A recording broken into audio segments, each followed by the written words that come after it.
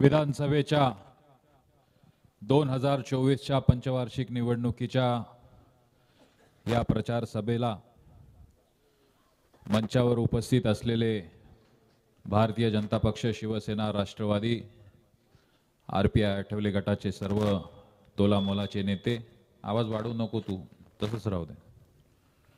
समोर उपस्थित असलेले दोडांबे आणि परिसरातील सर्व ज्येष्ठ नागरिक, मोठ्या संख्येने उपस्थित असलेल्या सर्व माता भगिनी. खरं तर मी घाई याच्यासाठी करत होतो कारण 2-2.5 तास झालेले आपले भाषण चालू आहे आणि ह्या माता भगिनी केव्हाच्या इथं थांबलेल्या आहेत आणि आपण या इलेक्शनचे जरी वेळ असली तरी त्यांची आपण विचार करायला पाहिजे. त्या सर्व मुख्यमंत्र्यांच्या लाडक्या बहिणी आहे. त्यांनी उद्या जर आपली कंप्लेंट करून टाकली तर तुम्हाला सर्वांना उद्या घरी जाणं मुश्किल होऊन जाईल. पण आज सकाळपासून आपल्या ह्या गणाचा प्रचाराचा दौरा करत असताना, या प्रचाराच्या शेवटच्या टप्प्याला आज धोडांब्याला येत असताना एका गोष्टीचा मला मनापासून आनंद आहे की ज्या पद्धतीने मी धोडांब्यावर प्रेम केलं त्याच्यापेक्षा कैक दुपटीने तिपटीने 10 पटीने तुम्ही माझ्यावर प्रेम केलेलं आहे. या धोडांबे आणि परिसरातील सर्व नागरिकांनी मी कुठलीच गोष्ट न मागताच तुम्ही माझ्याला दिलेली आहे आणि येणाऱ्या 20 तारखेला पण तुम्ही ती दिल्याशिवाय राहणार नाही, हा माझ्या मनामध्ये ठाम विश्वास आहे. या परिसरामध्ये काम करत असताना दळणवळणाच्या अनेक गोष्टींचा उहापोह आपण केला. इथल्या रस्त्यांच्या मोठ्या प्रमाणामध्ये समस्या आपण मिटवल्या. तुमच्या जलजीवनचं काम एक मोठं इथं झालं. तुमची लायब्ररी असेल, अनेक छोट्या मोठ्या गोष्टी असतील, दशक्रियाविधीचं शेड असेल, पण त्याचबरोबर ह्या आपल्या वणी धोडांब्या रस्त्याचा आपण जो उहापोह केला हा आता मोठ्या प्रमाणामध्ये हा नॅशनल हायवेच्या दर्जाचा रस्ता इथं होतोय. आज आपल्याला इलेक्शनमध्ये आपण जेव्हा प्रचाराची रणधुमाळी उठलेली आहे तेव्हा ज्या पद्धतीने प्रचार होतोय, कुठंतरी संभ्रम निर्माण केला जातो, कुठंतरी काही खोटं नाटं सांगितलं जातं, कुठंतरी प्रलोभनं दिले जातात.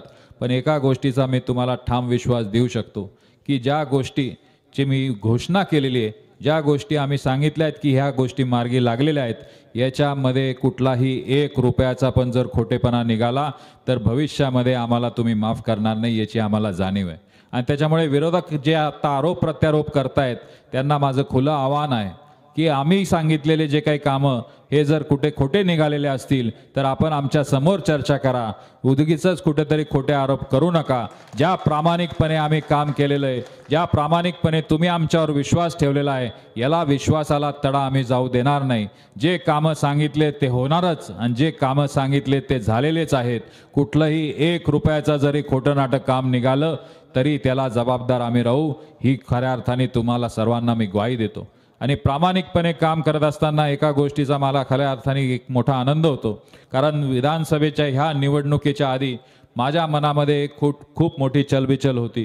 कारण इथंच लोकसभेच्या मंचावरनं मी आपल्या सर्वांना जेव्हा भारतीताईंच्या प्रचाराला आलो होतो तेव्हा आपल्या माकडडोह धरणाचा विषय त्याच्यामध्ये आपल्या अनेक वक्त्यांनी निघाला होता.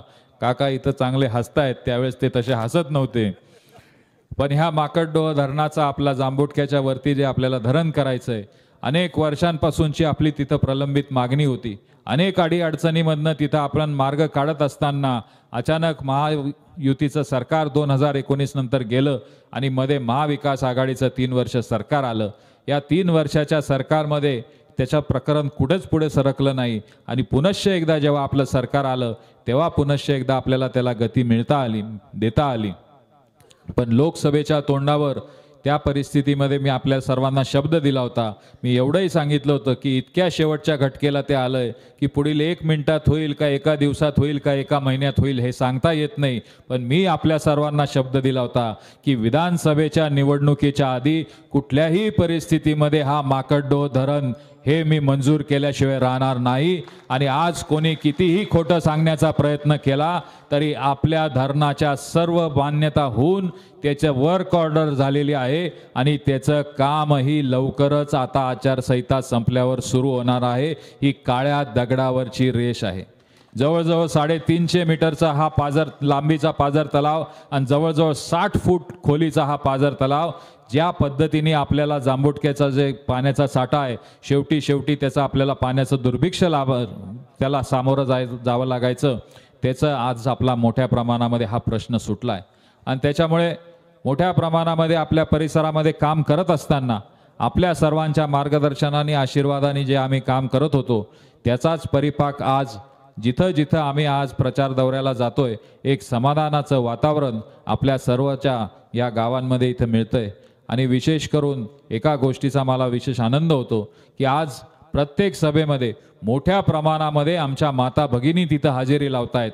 या माता भगिनींना एक आनंद आहे की या महायुतीच्या सरकारने ही मुख्यमंत्री माझी लाडकी बहीण योजनेसारखी अत्यंत प्रभावशाली जी योजना आणलेली आहे या योजनेचा मोठ्या प्रमाणामध्ये लाभ आपल्या माता भगिनींना झाला आहे।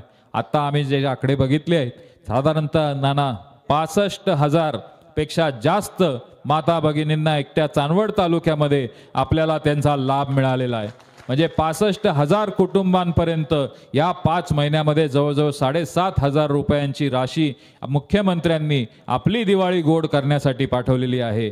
आणि ह्या युती सरकारची ही अत्यंत पथदर्शी असलेली योजना हिचा जास्तीत जास्त प्रभावीपणे आपण इथं आपल्या दोन्ही तालुक्यांमध्ये याची राबवली याचा मला विशेष आनंद आहे। कारण ही सुरुवातीला जेव्हा आपण योजना ही जाहीर झाली होती तेव्हा आपल्या यंत्रणेमधनं असं वाटत होतं की साधारणतः 40 ते 45,000 महिलांना याचा लाभ आपल्याला देता येईल।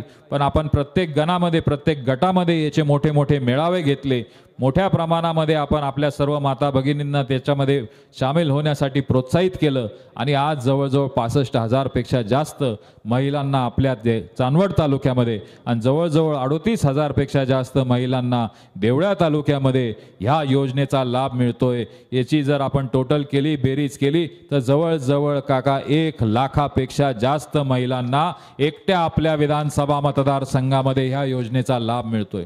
मागच्या काळामध्ये जर आपण मागे वळून जर बघितलं तर साधारणतः आपलं नवीन महायुतीचं सरकार जेव्हापासून आलंय या 1 जानेवारी 2023 पासून आत्तापर्यंत अतिवृष्टीचे असतील इतर नुकसान भरपाया जर असतील तर याची जर आकडे बघितले तर तब्बल 1,31,000 शेतकऱ्यांपर्यंत 136 कोटी रुपयाची अतिवृष्टी आणि अतिवृष्टीच्या ज्या सततच्या पावसाच्या नुकसान भरपाया आपल्या शासनाने दिल्या आहे। त्याचबरोबर मागच्या काळामध्ये मोठ्या प्रमाणामध्ये दुष्काळ सदृश परिस्थितीला आपल्याला सामोरं जावं लागलं होतं, पण आपल्या शासनाने 1 रुपयामध्ये पीक विमा योजना आणली होती। आपल्या सर्व पीक विमा धारकांना 1 रुपया भरून आज जवळजवळ 141 कोटी रुपये आपल्याला नुकसान भरपाईचे प्रत्येक पिकाचे आपल्या खात्यामध्ये आलेले आहेत। म्हणजे हे युतीचं सरकार हे देणारं सरकार आहे। या राज्यामध्ये 3च जिल्हे असे होते, नाशिक होतं, नगर होतं आणि सोलापूर होतं, ज्याच्यामध्ये 100% नुकसान भरपाई त्या शेतकऱ्यांना मिळाली आणि आपल्याला प्रत्येक पिकाची नुकसान भरपाई काही सभांमध्ये आमचे सर्व काही लोक सांगतात की कोणाला लाख रुपये, 1.5 लाख रुपये, 2-2 लाख रुपयापर्यंत या नुकसान भरपाईचे पैसे त्यांना मिळाले। हे सरकार ठामपणे ह्या शेतकऱ्याच्या मागे उभं राहणारं सरकार आहे। दळणवळणाचे प्रश्न असतील, पीक विम्याचे प्रश्न असतील का आज वीज बिल आपली माफीचा प्रश्न असेल, साधारणतः 7.5 हॉर्स पॉवर पर्यंत आपलं पीक जे वीज बिल आहे हे मागचं थकीत बिल हे पूर्णपणे ह्या शासनाने माफ केलंच, पण भविष्यामध्ये तुम्हाला कधीच वीज बिल येणार नाही याची पण ग्वाही या महायुतीच्या सरकारने आपल्याला दिलेली आहे। आणि त्याच्यामुळे काम करत असताना केंद्रातलं सरकार असेल, राज्यातलं सरकार असेल, अत्यंत प्रभावीपणे ज्या योजना आणतंय त्या योजनांच्या बळावरच आणि आपण सर्वांनी मतं मागण्याची गरज आहे। आपल्याला इतर राजकारण करण्याची काही गरज नाही। कोणी कितीही खोटं बोललं तरी सूर्य उगवल्याशिवाय राहत नाही। आणि आजचा जो राजकारणाचा चिखल झालाय, जेव्हा चिखल होतं तेव्हा तात्या त्याच्यातनं कमळ उगवल्याशिवाय राहत नाही। म्हणून 20 तारखेला मला ठाम विश्वास आहे की ही जनता जेव्हा मतदानाला जाईल तेव्हा नेते कुठे हेच काही कारण नाही, नेते कुठे जरी गेले तरी जनता इथंच आहे आणि ही जनता येणाऱ्या 20 तारखेला कमळच्या निशाणी समोरचं बटन दाबल्याशिवाय राहणार नाही याचा मला ठाम विश्वास आहे। आणि म्हणून खऱ्या अर्थाने आपल्या सर्वांना पुनश्च एकदा ह्या सर्व मंचावर बसलेल्या नेत्यांकडनं मी विनंती करतो, पुढचा काळ हा प्रलोभन देण्याचा काळ आहे, पुढचा काळ हा खोटे आश्वासन देण्याचा काळ आहे, पुढचा काळ हा आपले दिशाभूल करण्याचा काळ आहे, पुढचा काळ आपल्यामध्ये संभ्रम निर्माण करण्याचा काळ आहे।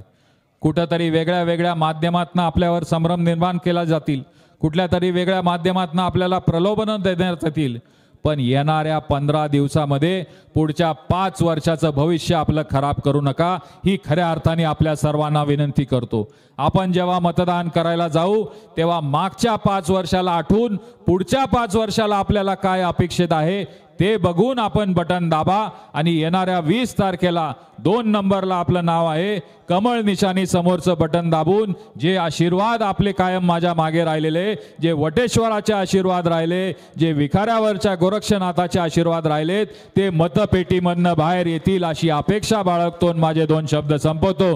जय हिंद, जय महाराष्ट्र. धन्यवाद दादा. या लाडक्या बहिणी करतील तर भाऊ काय